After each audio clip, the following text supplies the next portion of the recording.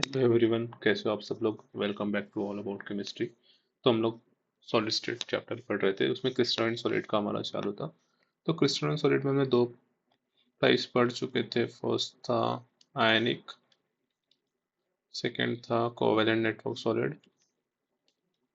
Third हम लोग पढ़ेंगे molecular solid, molecular solids. And the fourth one हम लोग लास्ट में पढ़ेंगे मेटेलिक सॉलिड। ओके। और एमॉर्फस सॉलिड डायरेक्ट डेफिनेशन है, कोई सब पार्ट सब टाइप नहीं है।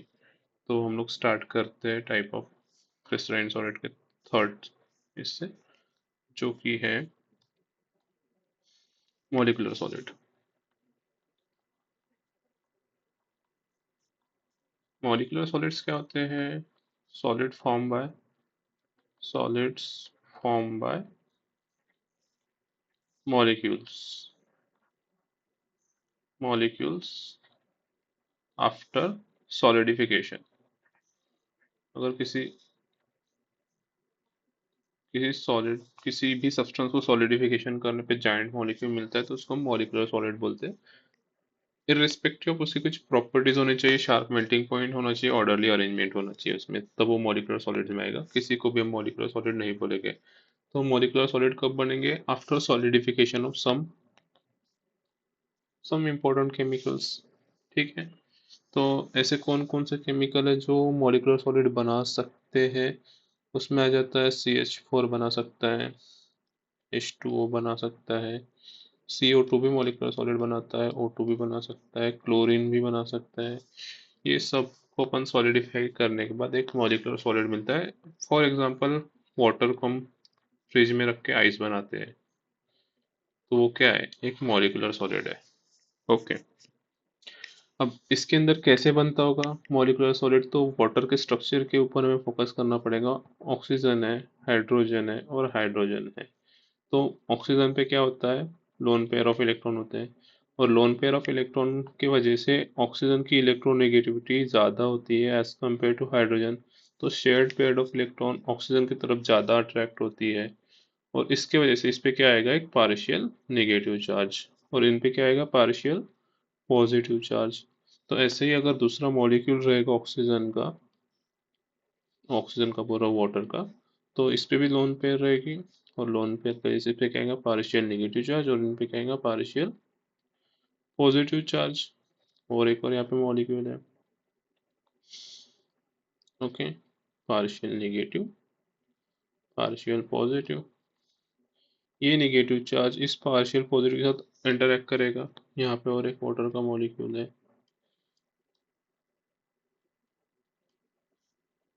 आप लोग समझ गए होंगे भी निगेटिव पॉजिटिव कैसे फाइंड आउट करना है। यहाँ पे नेगेटिव चार्ज आएगा, पार्शियल नेगेटिव चार्ज। तो ये इंटरेक्शन होगा, ये इंटरेक्शन होगा, ये इंटरेक्शन होगा। तो ये कौन सा इंटरेक्शन है? पोल्स का इंटरेक्शन है। मतलब अगर कभी भी कंपाउंड या फिर कोई भी केमिकल पोलार नेचर का है, पोलार मॉलिक्यूल मॉलिक्यूलर सॉलिड बना सकते हैं, नॉन पोलार मॉलिक्यूल भी मॉलिक्यूलर सॉलिड्स बना सकते हैं, और स्टेबल मॉलिक्यूल जिसके अंदर हाइड्रोजन बॉन्डिंग हो सकती है लाइक अमोनिया, वो भी मॉलिक्यूलर सॉलिड्स बना सकते हैं। तो अभी हमको क्या पढ़ना है कि force of attract constituent particles. आपको समझ में आ गया क्या रहेगा मॉलिक्यूलर सॉलिड में? कंस्टिट्यूएंट पार्टिकल्स क्या है? मॉलिक्यूल है। फोर्स ऑफ अट्रैक्शन क्या रहेगा इसका? इसमें तीन टाइप के होता है। फर्स्ट है डायपोल डायपोल इंटरेक्शन। आपको मैं डायपोल डायपोल इंटरेक्शन बता चुका हूँ, जैसे भी वाटर में जो अपन ने पढ़े थे। यही डायपोल डायपोल इंटरेक्शन है, पोल फॉर्म हुआ है। इसी को हाइड्रोजन बॉन्डिंग भी बोलते हैं, डायपोल डायपोल इंटरेक्शन भी बोलते हैं। हाइड्रोजन बॉन्डिंग इलेक्ट्रोनेगेटिविटी की वजह से होता है, dipole dipole interaction pole formation की वजह से होता है। ओके। सेकेंड आता है weak dispersion forces,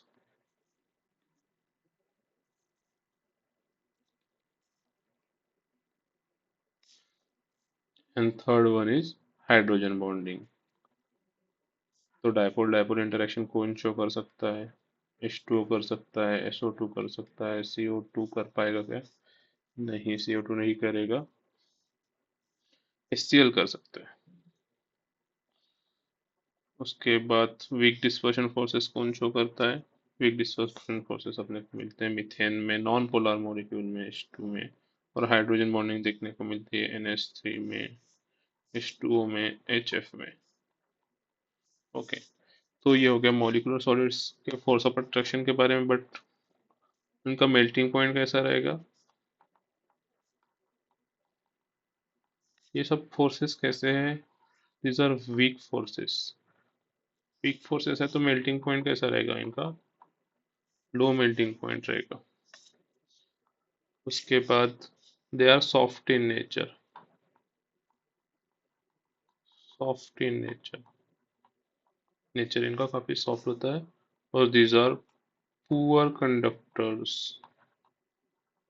poor conductors of electricity, and these are good insulator. ये एक अच्छे इंसुलेटर बन सकते हैं, इनसे इंसुलेटर्स बनाए जाते हैं, इंसुलेटर में इनका यूज होता है। ओके, तो ये था मॉलिक्यूलर सॉलिड्स के बारे में। अब लास्ट पार्ट आता है अपना मेटेलिक सॉलिड्स।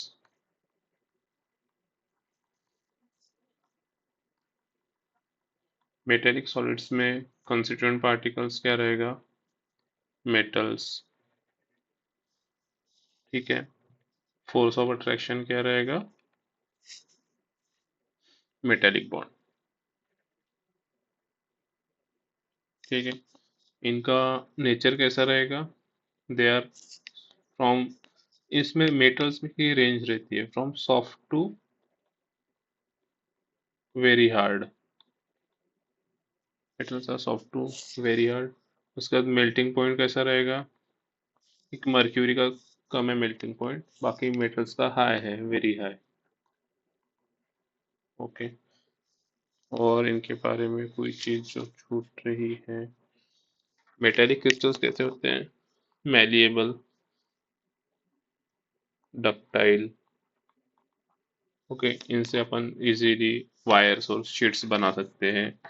ठीक है। अब इसमें एक चीज जो समझनी है हमको, मेटेलिक बॉन्ड। मेटेलिक बॉन्ड क्या होता है? तो सपोज कीजिए एक मेटल क्रिस्टल है, इसमें मेटल एटम्स है।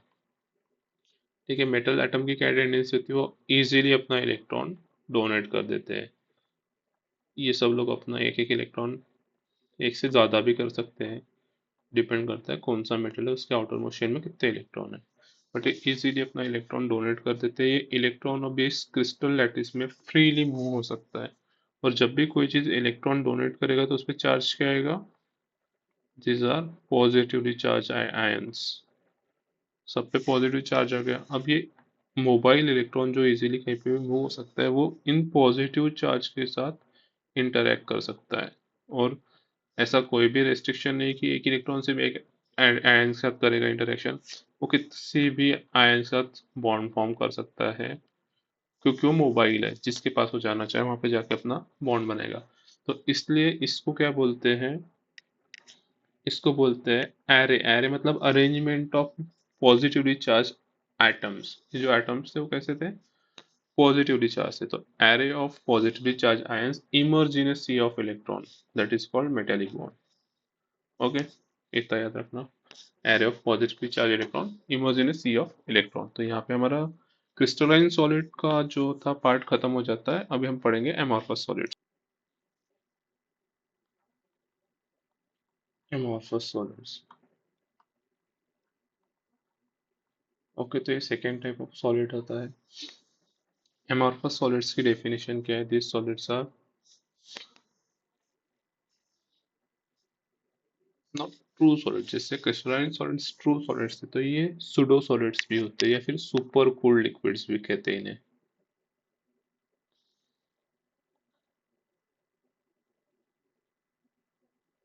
मेरी थोड़ी इंग्लिश स्पेलिंग काफी ज्यादा अच्छी है। Super cooled liquids. Okay, amorphous solids का दूसरा नाम क्या है? Super cooled liquids. इनके जो कंस्टिट्यूएंट पार्टिकल्स होते हैं, they are randomly arrange. Okay, randomly arrange होते हैं।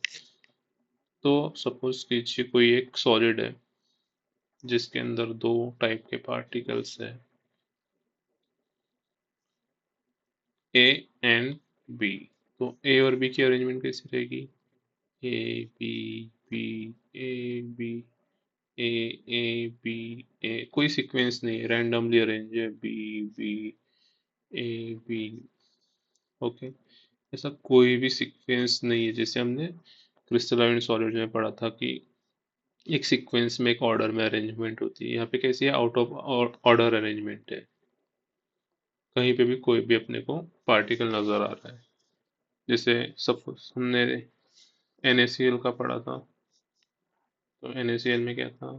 Na positive, Cl negative, Na positive, Cl negative, Cl negative, Na positive, Na positive, Cl negative, Na positive.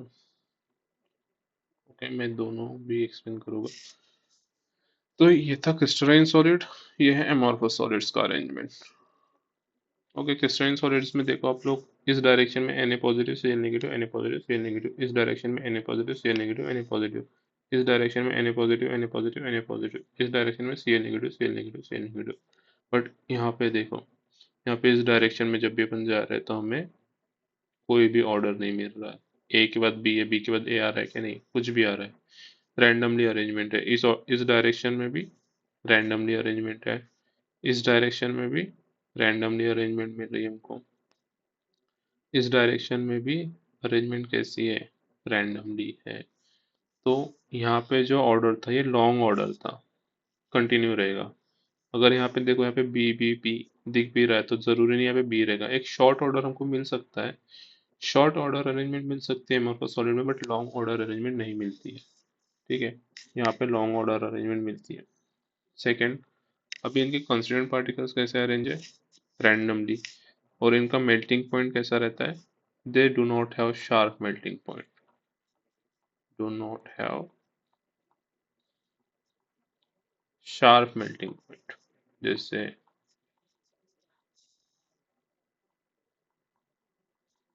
Crystalline solids में क्या था? Sharp melting point था। Okay, but amorphous solid में sharp melting point नहीं है। Third, हमने crystalline solid में anisotropic effect पढ़ा था। एनिसोट्रॉपिक क्या होता है कि अगर हम कुछ फिजिकल प्रॉपर्टीज लाइक आ रहा है, कंडक्टिविटी, डिफरेंट डायरेक्शन में मेजर करते हैं फॉर सेम एलिमेंट, तो उसकी वैल्यू क्या आती है? डिफरेंट आती है, तो उसको बोलते हैं अपन एनिसोट्रॉपिक सब्सटेंस। अगर किसी सब्सटेंस के लिए मैं physical property, different physical property same substance के लिए मेजर करूं, जैसे ये एक ए एंड बी का ग्लास है, ये दो पार्टिकल है ए एंड बी, ग्लास है, इसके लिए मैं आर आई मेजर करूंगा। फर्स्ट इस डायरेक्शन में मेजर किया, देन इस डायरेक्शन में मेजर किया, देन इस डायरेक्शन में मेजर किया। तीनों डायरेक्शन में मेरे को आर आई की वैल्यू क्या मिली? ए और ए, मतलब सेम वैल्यू मिल रही है। तो जब भी कोई सब्सटेंस की फिजिकल प्रॉपर्टी सेम होती है irrespective of direction of measurement, उसको बोलते हैं हम आइसोट्रोपिक। क्या बोलते हैं उस सब्सटेंस को? आइसोट्रोपिक।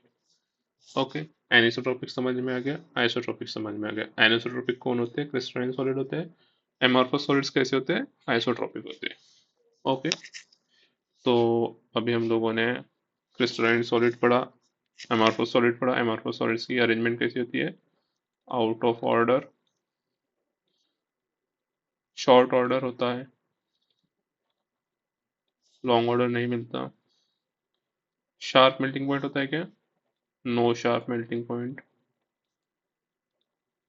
और they are isotropic in nature. Okay, example